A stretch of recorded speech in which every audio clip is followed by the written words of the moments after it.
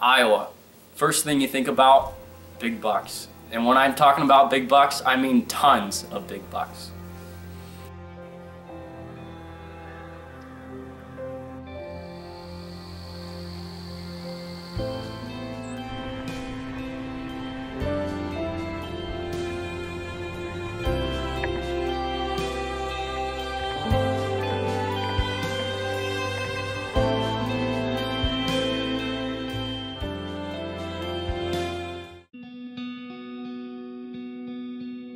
This week's episode, we're gonna head to Iowa, and this journey really started 4 years ago when we started applying for preference points. You know, Iowa has a great management system for non-resident hunters and resident hunters, and that's why their deer population and deer herd is so full of mature bucks. And this year, 4th year came around, and we drew for tags, and Iowa, here we come. One of my dad's good friends had a bunch of property and a house in southwest Iowa, and this place is just full of big bucks. As soon as the first week in November rolled around, we were down, headed to Iowa, 8-hour drive from Michigan. We rolled in Friday afternoon, took a week off of school, and I just could not wait. First night, Friday night, we hopped out of the truck and made a game plan real quick, and we headed right to the stands.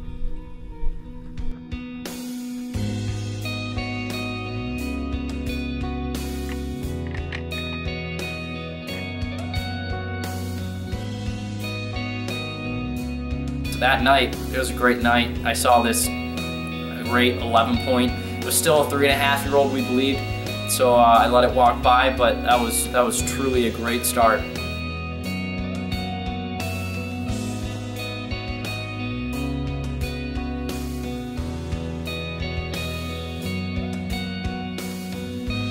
Those next couple days, the buck activity was still roaring, but it wasn't quite at the peak of the rut. And we're seeing 2.5, couple 3.5s every day, but we didn't see that 4.5 or 5.5 trophy in the 150s or 160s that we were looking for.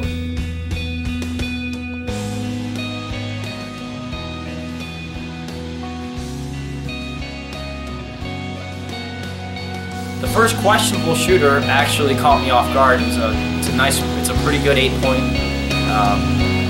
I got the camera on it, grabbed my bow, and I was really tempted, but I know that, you know, Iowa holds giants, and this just wasn't quite. It was in the 130s, maybe 140s, and I just really wanted to see what I could make happen.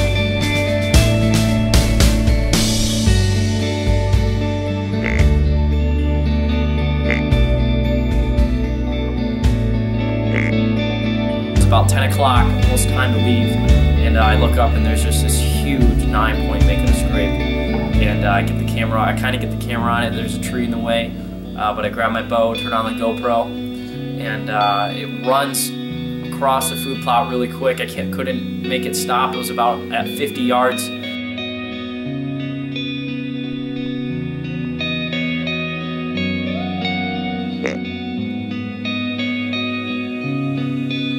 About 5 minutes after it rained in the woods, I decided to pick up the antlers and rattle a little bit, and completely caught me off guard. Right behind me, I heard a bunch of grunting and leaves rustling, and turn around, and here's this buck 30 yards behind me coming straight towards me. And I grab my bow, get the camera on it, and it's pond 9. He decided to come back. So I had to stand up, turn around, kind of awkwardly behind me. And while I was doing all this, it actually looked up in the stand at me.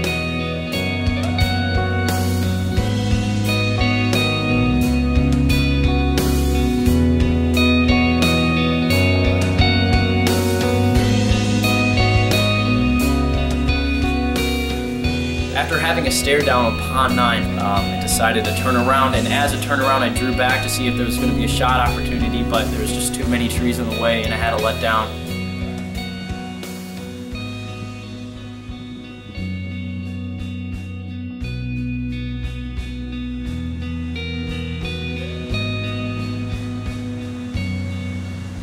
The second to last day rolled around, and my trigger finger was getting pretty itchy. I was ready. That night I sat in a stand that we've been seeing a lot of bucks at, and I had high hopes. Sure enough, about 4 o'clock, I happened to look up, and I saw this just huge rack walking away from me to my left. So I grabbed my grunt call real quick and grunted a few times, and it was really windy, so it didn't hear me at first, but I had to just keep grunting at it. And it heard me, turned around, and came straight towards me. And I turned on the GoPro, grabbed my bow, clicked on my release, and just got ready.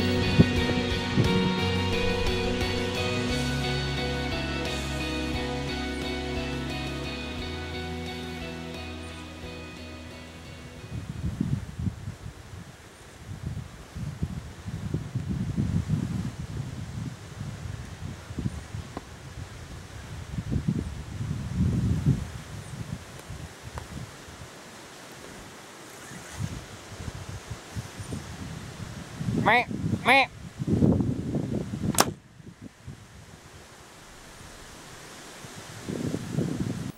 So as it was turning away, I drew back, and it wasn't the greatest shot angle, but I knew that there was some room to slip it in behind the shoulder blade. And I'm not sure what happened. I don't know if I used the wrong pin, or if it hit my sleeve, or if it was just plain old buck fever, but I shot right over it, and it was a clean miss. I mean, it happens, you know, and it happens to the best of us, and you just gotta, you know, keep hunting and keep trying, and there's nothing you can do about it. It's just part of hunting. My dad shot a really nice 9-point that we nicknamed White 9 because it had a really unique split G2 on the right side. That same hunt, I missed that really nice buck.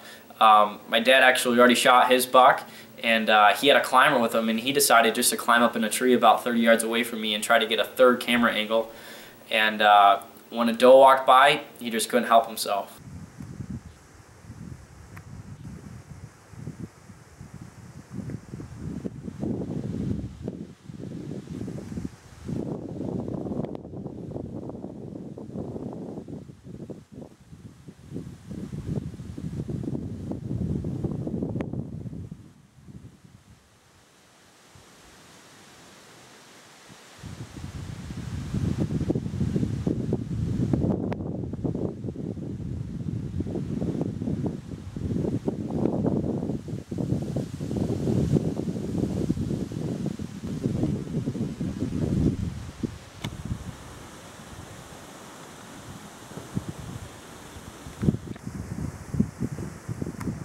So he drew back, and it stopped right on the 2-track, and he zipped it open with an Easton arrow. And I tell you what, that was one big doe. So that's all for this week. Make sure to follow us on Instagram and Facebook.